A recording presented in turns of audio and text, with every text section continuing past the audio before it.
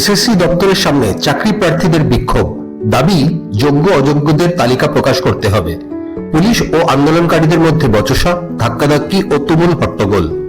শালবনীতে শুরু হতে চলেছে তাপবিদ্যুৎ কেন্দ্র। প্রকল্পটির মালিকানা রয়েছে জেএসডব্লিউ গোষ্ঠীর কাছে, যার কর্ণধার সজ্জন জিন্দাল। মোট বিনিয়োগ প্রায় 16,000 কোটি টাকা। প্রকল্পটি শিলান্যাস করলেন মুখ্যমন্ত্রী মমতা বন্দ্যোপাধ্যায়। 1 লক্ষ টাকা ছুঁয়ে ফেলল সোনার দাম।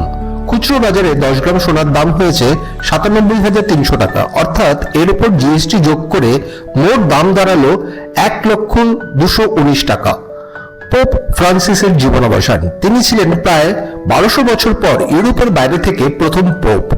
আর্জেন্টিনার বুয়েনোস আইরেসের এক ইতালীয় পরিবারে জন্মগ্রহণ করেছিলেন ফ্রান্সিস। মঙ্গলবার থেকে দুদিনের সৌদি আরব সফরে যাচ্ছেন প্রধানমন্ত্রী নরেন্দ্র মোদী। আবার এক প্রাক্তন নাইটের কাছে মুখ থুবড়ে পড়ল কেকেআর।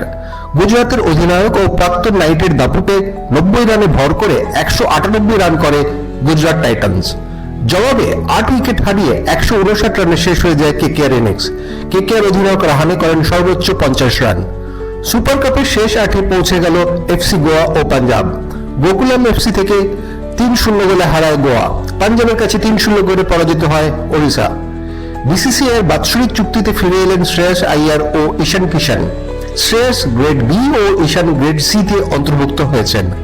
আবার প্রকাশ্যে একসাথে দেখা গেল অভিষেক বচ্চন, ঐশ্বরিয়া রাই ও তাদের কন্যা আরাধ্যাকে। রবিবার তাদের বিবাহবার্ষিকী উপলক্ষে মুম্বাইয়ের এক বিখ্যাত রেস্তোরাঁয় এই তিনজনকে একসাথে ডিনার করতে দেখা যায়।